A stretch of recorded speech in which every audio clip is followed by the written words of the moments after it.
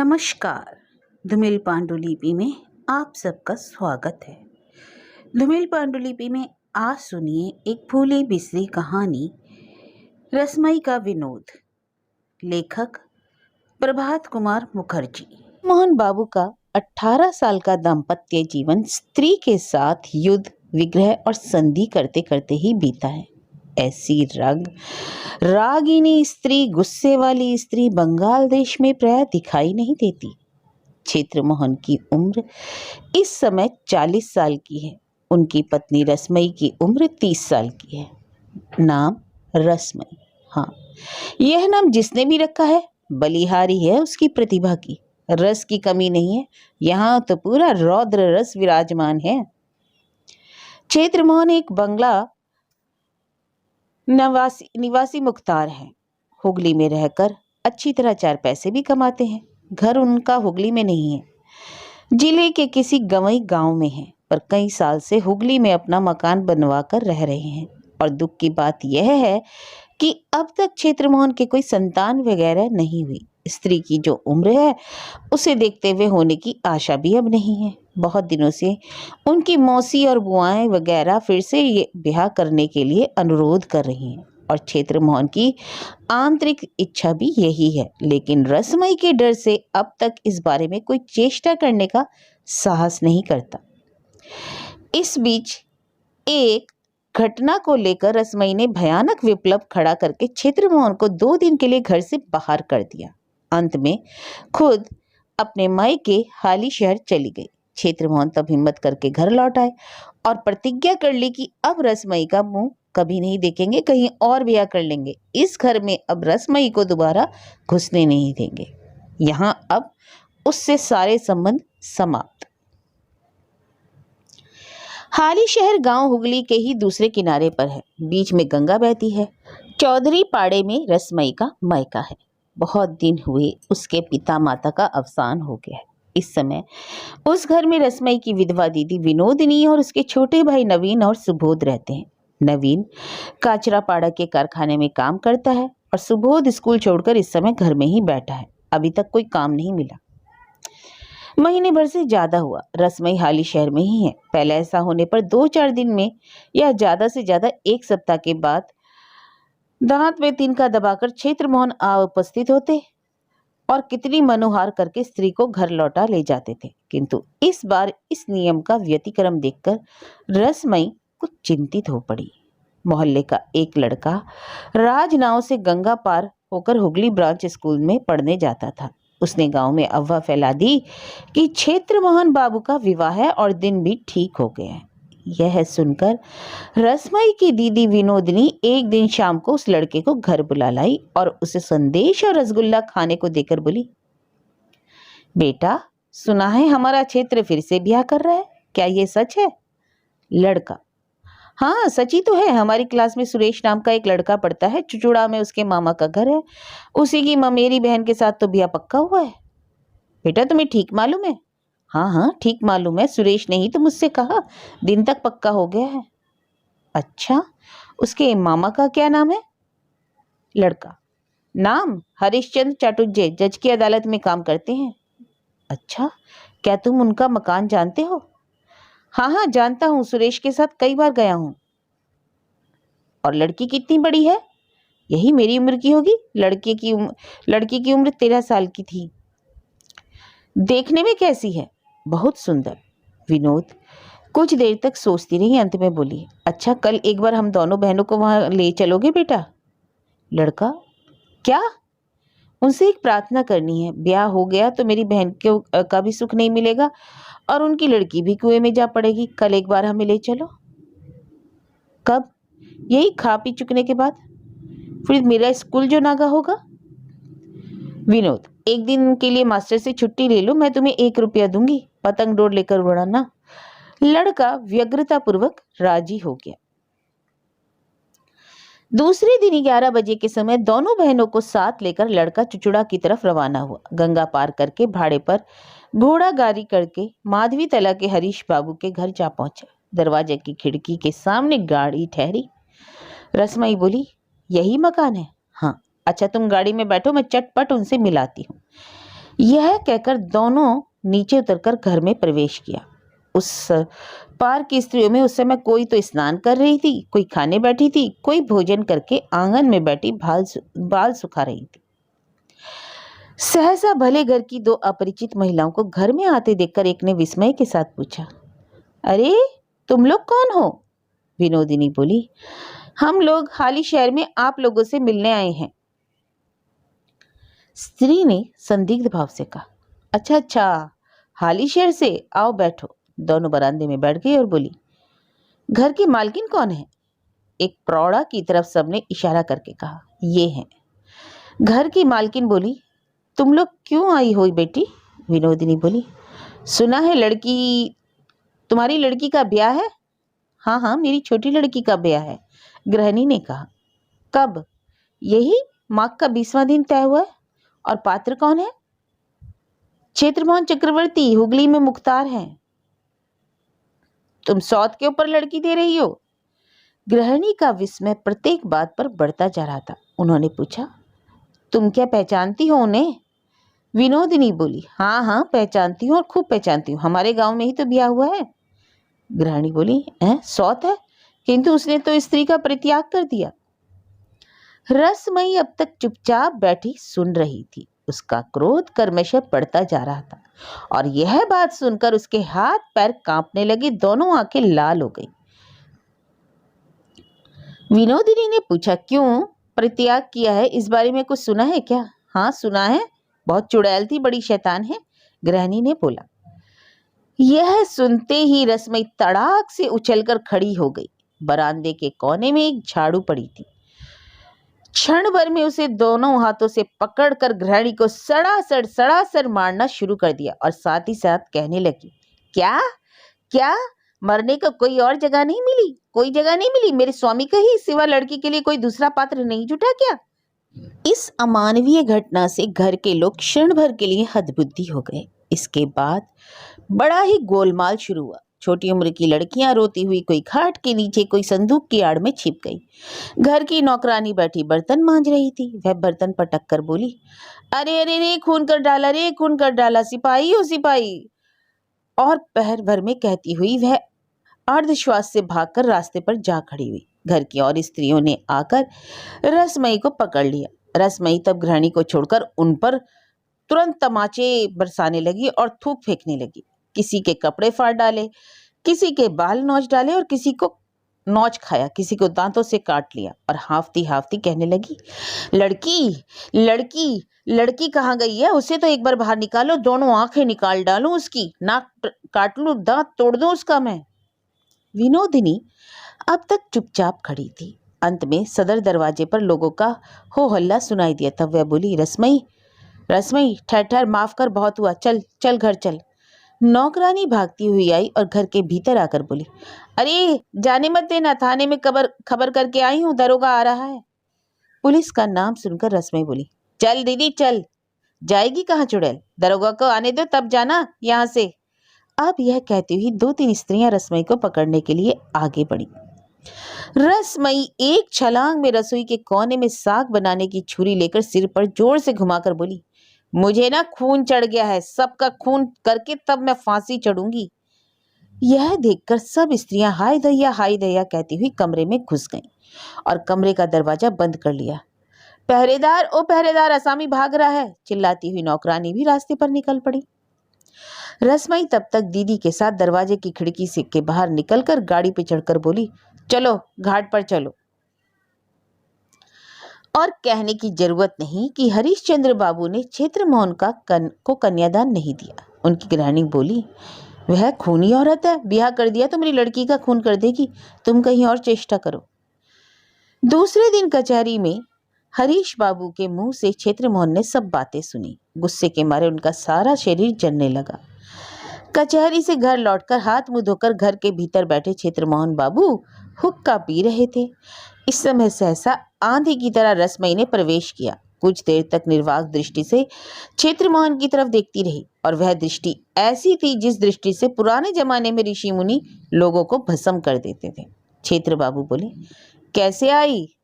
रसमई ने आश्चर्यजनक संयम के साथ जवाब दिया, श्राद्ध का जुगाड़ करने के लिए। उसके दोनों होठ गुस्से के मारे कांपने लगे। हुक्का पीते पीते क्षेत्रमोहन बाबू बोले, किसका श्राद्ध? हरीश चटुर्जे की लड़की और लड़की की माँ का। तब 2 श्राद्ध कहो और साथ ही साथ अपना भी कर डालो, इसमें क्या बुराई है? वह तो अभी नहीं होगा, सुना है इस बुढ़ापे में शादी कर रहे हो। हुक्का नीचे रखकर कुछ उत्तेजना के साथ क्षेत्रमोहन बाबू बोले, कर तो रहा हूं, और क्यों ना करूं, तुम्हारे डर से ना करूं? रसमई चिल्लाकर हाथ हिलाकर बोली, करो ना, करो ना, जरा करके तो देखो, एक बार मजा करके तो देखो, देखो मैं क्या करती हूँ। क्या करोगी तुम? ज्यादा कुछ नहीं, छुरे से उस लड़की की नाक काट लूंगी और छाती पर 1-10 मन का पत्थर रख दूंगी। और तुम्हारे नाक कान कोई काट डाले तो? आओ आओ काटो, तुम्हें क्यों नहीं काटते? यह कहकर रसमई ने अपनी कमर पर दोनों हाथ रखे और झुककर अपने मुंह क्षेत्रमोहन के सामने बहुत पास कर दिया। स्त्री का यह विनय देखकर क्षेत्रमोहन फिर हुक्का उठाकर अपने ध्यान में पीने लगी। झुके रहने से जब थकावट महसूस होने लगी तो रसमई ने अपना मुंह हटा लिया और फिर से सीधी खड़ी हो गई। बोली, तो छुरी तेज करके रखूं? संबंध पक्का हो जाने पर खबर देना, चुपचाप शुभ काम मत कर डालना। क्षेत्रमोहन बोले, तुम जब तक नहीं मरोगी तब तक ब्याह नहीं करूंगा। कब मर रही हो? यह सुनकर रसमई विद्रूप के स्वर में हा हा करके हंस पड़ी और बोली, मैं कब मरूंगी यह पूछ रहे हो? रस्सी बामनी अभी इतनी नहीं कमजोर हुई है जो उसे मरने का समय आ गया हो। उसे अभी बड़ी देर है, काफी समय है। तुम्हारी ब्याह करने की उम्र जब बीत जाएगी, बूढ़े जर्जर हो जाओगे, चल फिर नहीं सकोगे, जब कोई लड़की तुम्हें देने को राजी नहीं होगा, तब मैं मरूंगी। दाम्पत्य रसालाप जब यहाँ तक पहुंचा तभी बाहर एक गाड़ी के रुकने का शब्द सुनाई दिया। रसमई बोली, तो यही बात पक्की रही। अच्छा तो अब चलूं? दीदी उस मोहल्ले में अपनी जेठानी के घर आई थी, मैंने सोचा चलो उसके साथ चलकर तुमसे जरा मन की 2 बातें तो कहे हूं। यह कहकर रसमई वहां से चल दी। और इस घटना के बाद 6 महीने बीत गए। रसमई का गर्व फलीभूत नहीं हुआ। अब वह मृत्युशैया पर पड़ी है। खबर पाकर क्षेत्रमोहन बाबू हाली शहर पहुंचे। चिकित्सा आदि में कोई त्रुटि नहीं हुई, लेकिन रसमई बच नहीं सकी। गंगा तीर पर ले जाकर क्षेत्रमोहन ने स्त्री के मुंह में आग दी। संसार की माया आश्चर्यजनक है। जिसने इतना कष्ट दिया उसके लिए भी क्षेत्रमोहन बाबू झरझर आंसू बहाने लगे और भी 6 महीने बीत गए। क्षेत्रमोहन के सहचारी बाबुओं ने नाना स्थान पर पत्नी का वर्णन करना शुरू कर दिया। अंत में हुगली के निकटवर्ती एक गांव में एक सुयोग्य पत्नी का पता लगाकर क्षेत्रमोहन खुद जाकर देखा है। लड़की ऊंची पूरी है, देखने में सुंदर। इसके अलावा लड़की के पिता एक बड़े जमींदार के यहाँ काम करते हैं। उस तरफ के मुकदमे में भी के सूत्र से भी क्षेत्रमोहन के ही हाथ आएंगे। कन्या के पिता रजनीकांत घोषाल अंग्रेजी लिखे पढ़े व्यक्ति हैं। विवाह की बातचीत पक्की हो गई। वर के चाचा गांव में आ गए। कल आशीर्वाद है। सुबह ऑफिस में बैठे हुए 2-4 मुवक्किल से मुख्तार बाबू बातचीत कर रहे थे। चाचा जी बंगवासी पत्रिका के लिए कमरे के कोने में बैठे हुक्का पी रहे थे। इसी समय डाकिया आया और क्षेत्रमोहन बाबू के हाथ में एक पत्र दे दिया। लिफाफा के ऊपर हस्ताक्षर पर नजर डालते ही क्षेत्रमोहन का सिर चकराने लगा। 2-4 बार आंख रगड़ रगड़ कर बार बार लिफाफे का सरनाम देखने लगे। पास लाकर दूर ले जाकर तरह तरह से देखा। अंत में कांपते हुए हाथों से पत्र खोला। पत्र पढ़कर उनका मुंह सूख गया। अपने मुवक्किलों से बोले, आज जल्दी कचहरी जाना है, वहीं पर बाकी बातचीत होगी। मुवक्किलों के चले जाने पर चाचा जी बोले, चिट्ठी आई है क्या क्षेत्र? जी हाँ। कहाँ की चिट्ठी है? यही तो सोच रहा हूँ, क्षेत्रमोहन ने जवाब दिया। क्षेत्रमोहन के मुंह की भंगिमा और कंठ स्वर में विकृति देखकर चाचा जी उठकर पास आए। उस समय क्षेत्रमोहन बाबू पत्र को दूसरी बार पढ़ रहे थे। उनकी सांस बंद होने लगी, आंखें ऊपर चढ़ आई। चाचा जी ने जल्दी जल्दी कहा, क्या हुआ, क्या बात है, कोई बुरी खबर तो नहीं? क्षेत्रमोहन बाबू ने चुपचाप चिट्ठी चाचा जी के हाथ में रख दी। उन्होंने पत्र लेकर चश्मा तलाश करके आंखों पर लगाया। साधारण पतले चिट्ठी के कागज पर बैंगनी रंग की मजेंडा स्याही से लिखा हुआ पत्र था। ऊपर स्थान का नाम नहीं था, तारीख नहीं थी। पत्र नीचे लिखे अनुसार था, श्री श्री दुर्गा सहाय, प्रणाम पूर्वक निवेदन है कि तुम्हारी बुद्धि भ्रष्ट हो गई है। मन में सोच रखा है कि रसमई मर गई और शायद चली गई, अब विवाह कर लूं। मैं मर गई हूं, पर यही सोचकर यह मत समझ लेना कि तुम्हें छुटकारा मिल गया है। घर के सामने जो बड़ का पेड़ है, आजकल मैं उसी पर रहती हूँ। तुम क्या करते हो, कहाँ जाते हो, सब कुछ मैं वहीं बैठी हुई देखती रहती हूँ। रात को पेड़ पर से उतरकर कभी कभी मैं तुम्हारे शयन घर में भी आती हूँ। तुम्हारी खाट के चारों तरफ घूमती रहती हूँ। कभी कभी इच्छा होती है कि तुम्हारा गला दबाकर तुम्हें अपना साथी बना लूं, पर क्योंकि मुझे यहाँ बड़ा अकेलापन लगता है। मेरा चेहरा अब बहुत खराब हो गया है। मेरे शरीर पर मांस और चमड़ा नहीं है, सिर्फ हड्डियां हैं, वे भी सफेद नहीं है। गंगा तीर पर मुझे जलाया था, इसी से मेरी हड्डियां भी काली हो गई। खैर, अपने रूप की वर्णना अपने मुंह से करना शोभा नहीं देता। विवाह मत करना, करोगे तो तुम्हारे भाग्य में बड़ी दुर्गति लिखी हुई है। रसमई। चिट्ठी पढ़कर चाचा जी का चेहरा भी काला स्याह पड़ गया। डरते डरते उन्होंने पूछा, यह किसके हाथ की लिखावट है, पहचानते हो?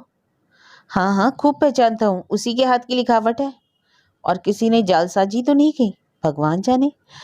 चाचा जी पास रखी कुर्सी पर बैठ गए। थोड़ी देर सड़क के सहतीरों की तरफ देखते रहे, फिर बोले, जय राम सीताराम, राम राघव, राम राम राम।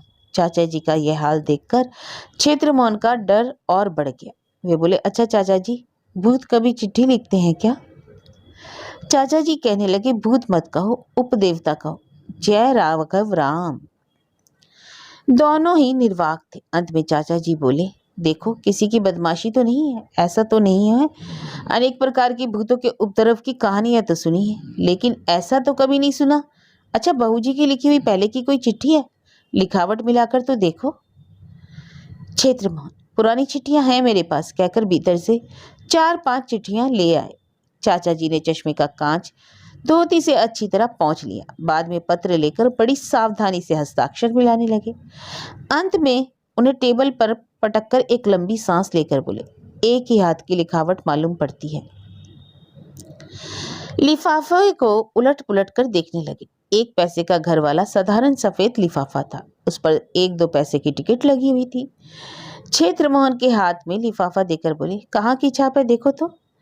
क्षेत्रमोहन बंगला नवीस मुख्तार थे, पर अंग्रेजी अक्षर भी पढ़ लेते थे। छाप देकर बोले, हुगली की छाप है, कल की तारीख है। चाचा जी चुप बैठे रहे। बीच बीच में अस्फुट स्वर में गुनगुनाने लगे, जय राम श्री राम। कचहरी जाने का समय हो गया, यह जानकर मुख्तार बाबू स्नान करके भोजन करने बैठे, लेकिन कुछ खा नहीं सके। रसोई घर के बरामदे में जहां बैठकर वे भोजन कर रहे थे, वहां से बड़ के पेड़ का ऊपरी हिस्सा दिखाई दे रहा था। वे खाते जाते थे और बीच बीच में उस पेड़ की तरफ देखते जाते। एक बार पेड़ की डाल पर खड़खड़ करके हिल उठी। किसी के हंसने का स्वर भी उन्हें सुनाई देने लगा। क्षेत्रमोहन बाबू फिर कुछ खा नहीं सके, उठ बैठे। मुंह धोकर बाहर आए तो बड़ के पेड़ की तरफ देखते रहे। 2-3 गिलहरियां डालों पर एक स्थान से दूसरे स्थान पर जा कूद रही थी, भाग रही थी।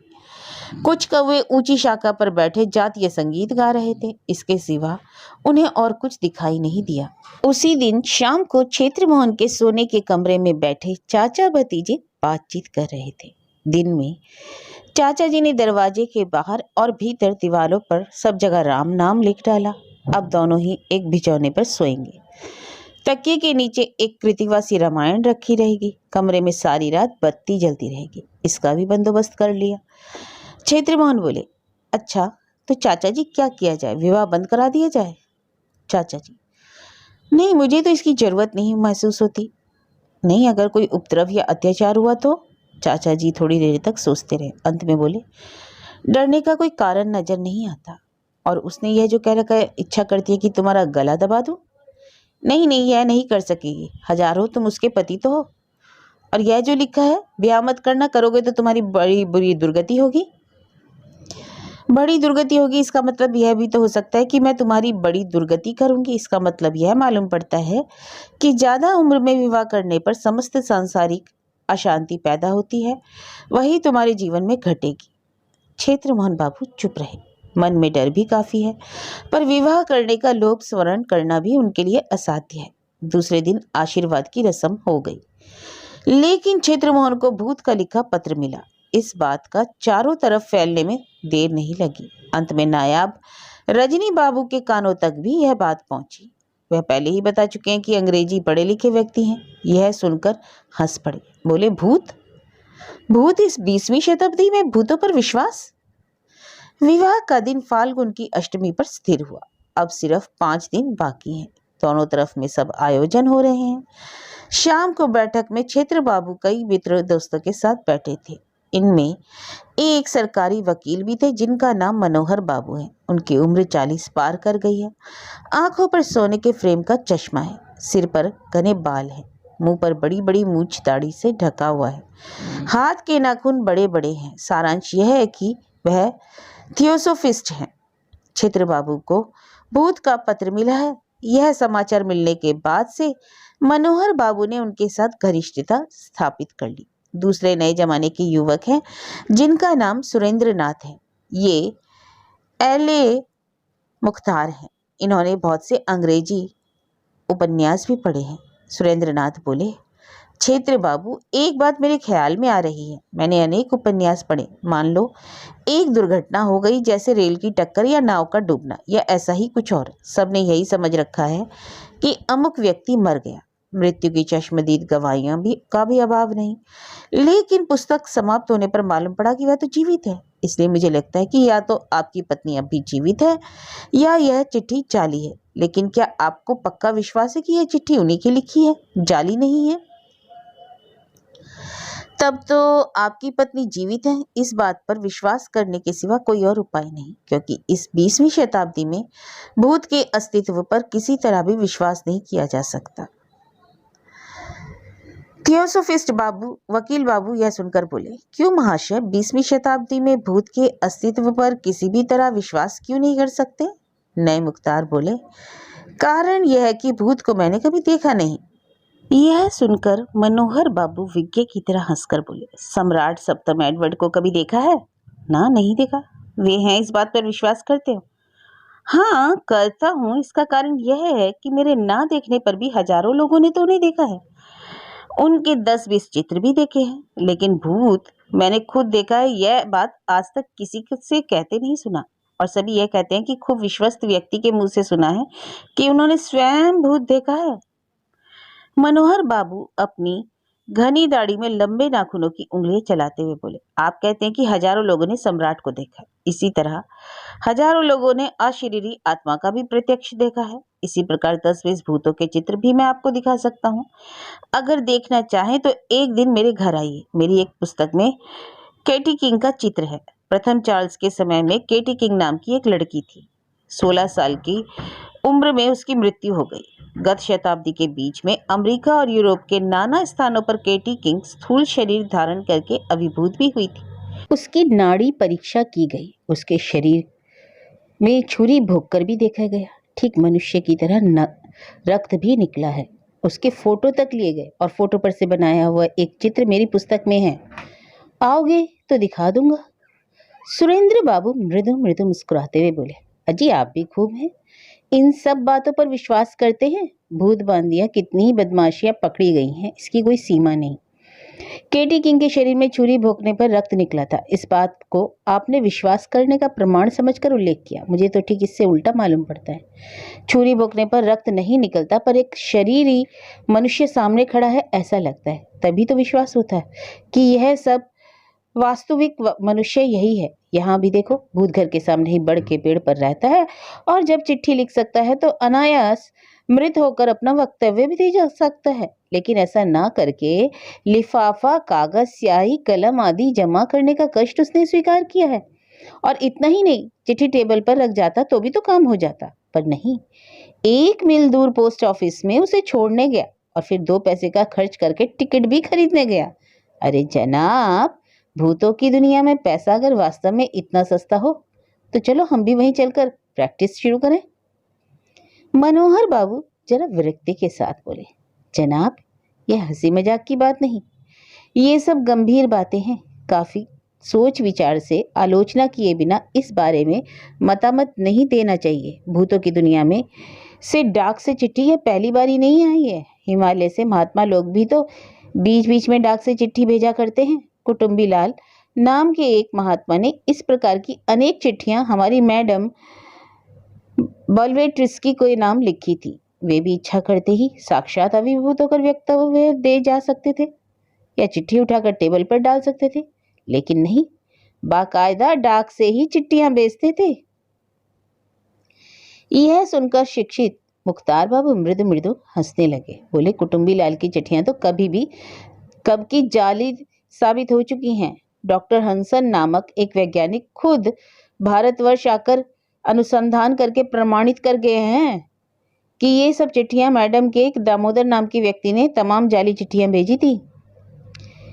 यह सुनकर थियोसोफिस्ट बाबू ने भौहें सिकुड़कर विरक्ति के स्वर में कहा, उन सब ईर्ष्यालु लेखकों की पुस्तकें मत पढ़ो। मेरे पास आना तो मैं तुम्हें एक अच्छी पुस्तकें पढ़ने को दूंगा। उन्हें पढ़कर तुम्हारा सारा अविश्वास दूर हो जाएगा।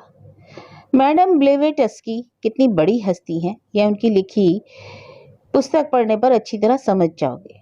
सुरेंद्र बाबू मुस्कुरा कर बोले, यह पुस्तक तो नहीं पढ़ी, पर एडमंड गैरेट की लिखी हुई ice is very much unveiled और the story of the great Mahatma hoax पुस्तक पढ़ी है, लाइब्रेरी में है, देखना चाहे तो लाकर दे सकता हूँ।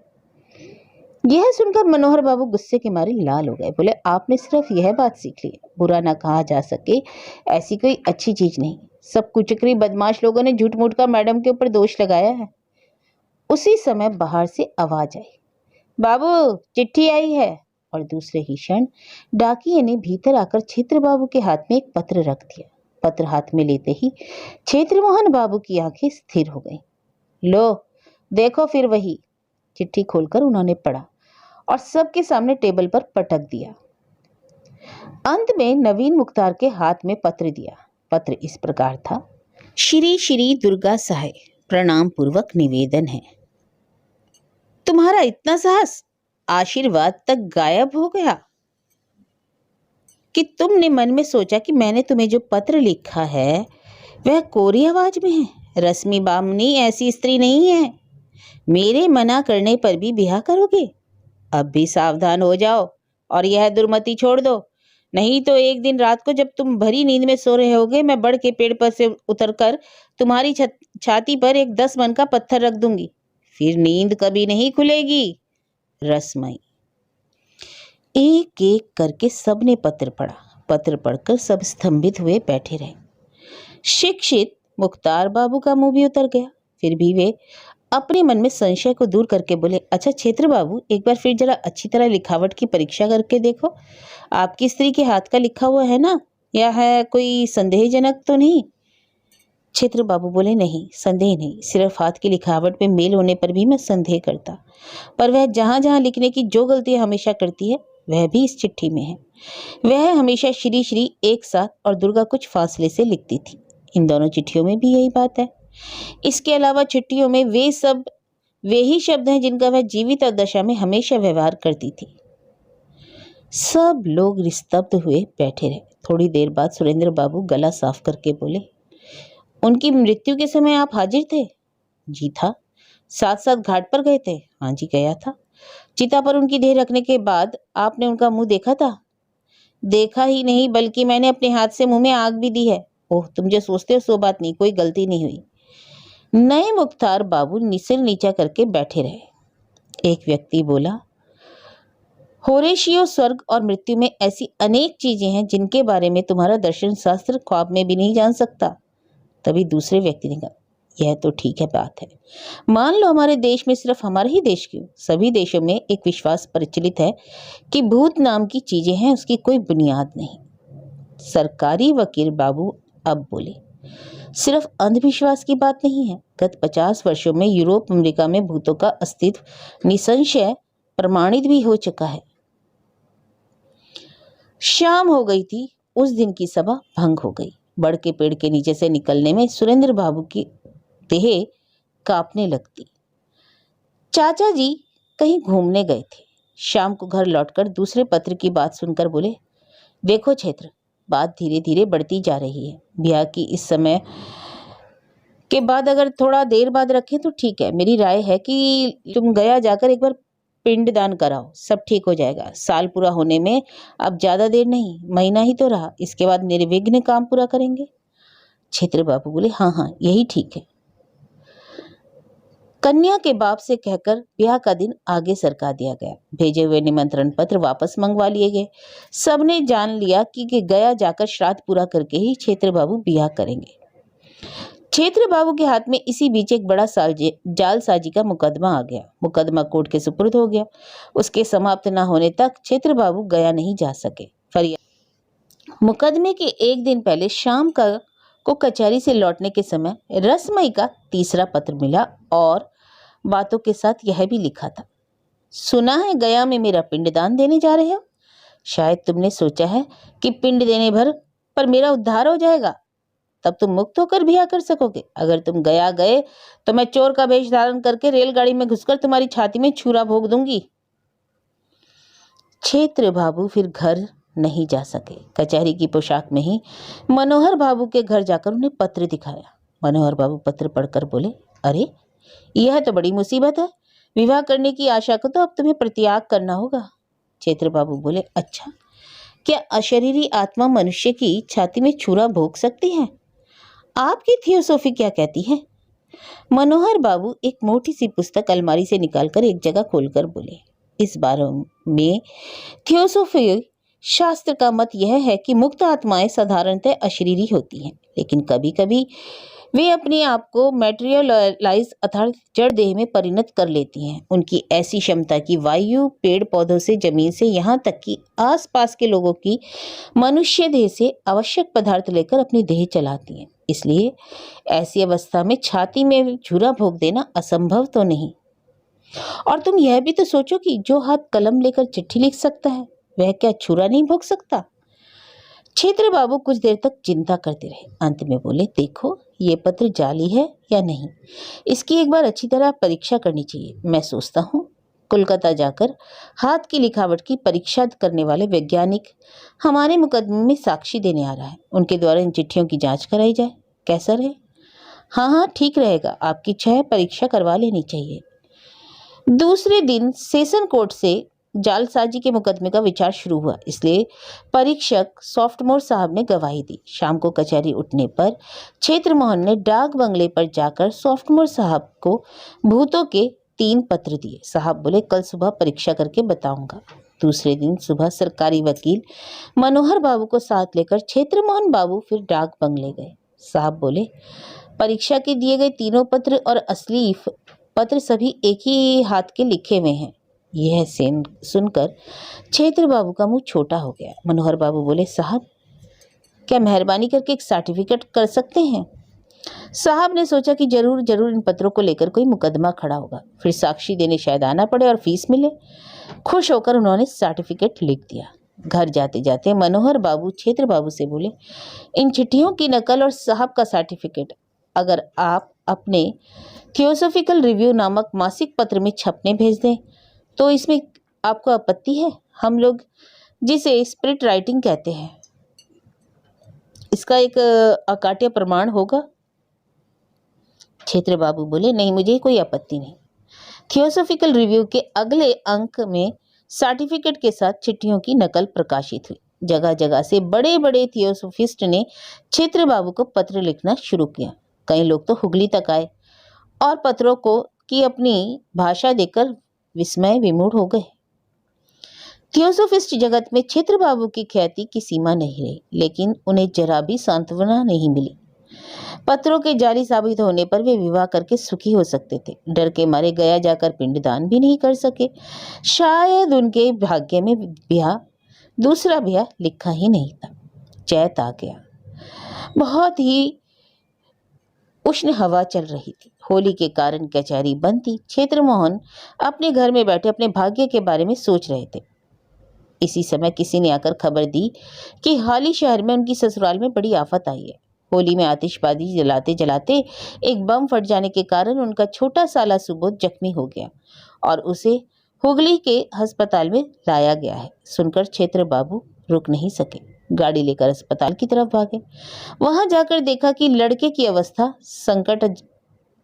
संकटापन है। बिछौने के नीचे फर्श पर बैठी विधवा विनोदिनी रो रही है। क्षेत्र मोहन को देखकर और जोर जोर से रोने लगी। दिन भर दवा दारू और चिकित्सा चलती रही। शाम को डॉक्टर बोले, अब कोई डर की बात नहीं। क्षेत्र मोहन अपनी साली से बोले, शाम हो गई, अब घर चलो। विनोदिनी, मैं सुबोध को अकेले छोड़कर घर नहीं जा सकूंगी।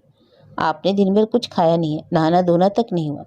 नहीं नहीं, मैं नहीं जाऊंगी। यह देकर अस्पताल के डॉक्टर बोले, आपको घर जाना ही होगा। यहाँ रात काट नहीं सकते, कल सुबह फिर आ जाना। अब कोई डर की बात नहीं है, जो डर था वह दूर हो गया। हम लोग सेवा के लिए हैं, आप चिंता ना करें, आप घर जाएं। बहुत समझाने पर विनोदिनी राजी हो गई। क्षेत्रमोहन से बोली, तुम मुझे हाल ही शहर ले चलो, रात वहीं रहना, कल सुबह मुझे फिर यहाँ पहुंचा देना। क्षेत्रमोहन ने ऐसा ही किया। वे रात भर हाली शहर में रहे। सुबह उठकर अपने हाथ से एक चिल्लम तंबाकू तैयार करके क्षेत्रमोहन हुक्का पी ही रहे थे कि इसी समय घर के बाहर बड़ा शोर हुआ। झटपट हुक्का रखकर उन्होंने बाहर आकर देखा, लाल पगड़ी से सारा मकान घिरा हुआ है। घोड़े पर स्वयं पुलिस के सुपरिंटेंडेंट साहब दरवाजे पर खड़े हैं, साथ में कई दरोगा और हेड कांस्टेबल भी है। पुलिस के साहब से क्षेत्रमोहन का परिचय था। उन्होंने झुककर साहब को सलाम किया। साहब चुरुट पीते पीते बोला, हेलो मुख्तार, तुम यहाँ क्या करता? हजूर, मेरी ससुराल है। तुम्हारा ससुराल? ठीक, हम तुम्हारा ससुराल सर्च करेगा। जी क्या हुजूर? यहाँ बम तैयार होता, नहीं देखेगा? यह देखो सर्च वारंट। यह कहकर साहब ने सर्च वारंट क्षेत्रमोहन के हाथ में रख दिया। क्षेत्र बाबू ने उसे उलट पुलट कर देखा और फिर साहब को लौटा दिया। बोले, हुजूर मालिक जो चाहे कर सकते हैं, औरतों को अलग कर दो। पुलिस ने मकान में प्रवेश किया। स्त्रियों में सिर्फ विनोदिनी थी। उसने पुलिस के डर से कहीं छिपने की जरूरत ही नहीं समझी। सुमुरनी हाथ में लिए आंगन में तुलसी के चौरे पर बैठी रही।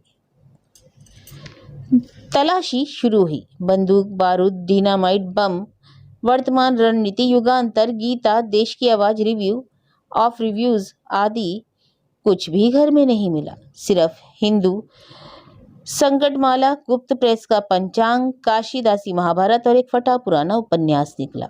देश के किसी छोटे बड़े नेता का कोई चित्र भी नहीं मिला। सिर्फ कुछ खाली घाट के पट और एक आर्ट स्टूडियो में गणेश की फोटो मिली। जमींदार के कुछ पुराने दस्तावेज और एक धूल धूसरित चिट्ठियों की फाइल निकली।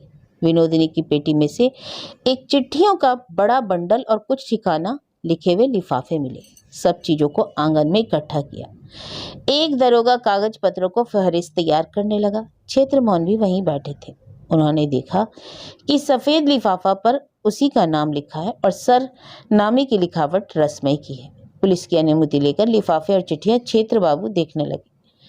कोई 20 चिट्ठियां होंगी। सभी बैंगनी रंग की मजेंडा स्याही से लिखी हुई थी। रसमई का हस्ताक्षर था। कुछ चिट्ठियों को खोलकर क्षेत्र बाबू ने पढ़ा। नाना अवस्थाओं की कल्पना करके अनुमान से चिट्ठियां लिखी गई थी।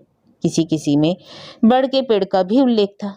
एक में लिखा था, गया जाकर पिंडदान कराए, इससे यह मत समझ लेना कि मैं तुम्हारा अनिष्ट नहीं कर सकती। अभी भी रसमई वामिनी तुम्हारी गर्दन तोड़ सकती है। एक में लिखा था, सुना है कि ब्याह का दिन तय हो गया, अब भी सावधान हो जाओ। और एक में लिखा था, कल तुम्हारा ब्याह है, इतना मना किया जरा भी नहीं माना। अच्छा देखना, सुहाग रात में आग लगाकर तुम्हें और तुम्हारी बहू को जला दूंगी। अब सारी बातें दिन के प्रकाश की तरह क्षेत्रमोहन के सामने स्पष्ट हो गई और विनोदिनी तुलसी चौरे के नीचे बैठी सब कुछ देख रही थी। क्षेत्रमोहन ने पूछा, दीदी यह सब क्या है? विनोदिनी कुछ बोली नहीं, अपने ध्यान में मग्न माला जपती रही।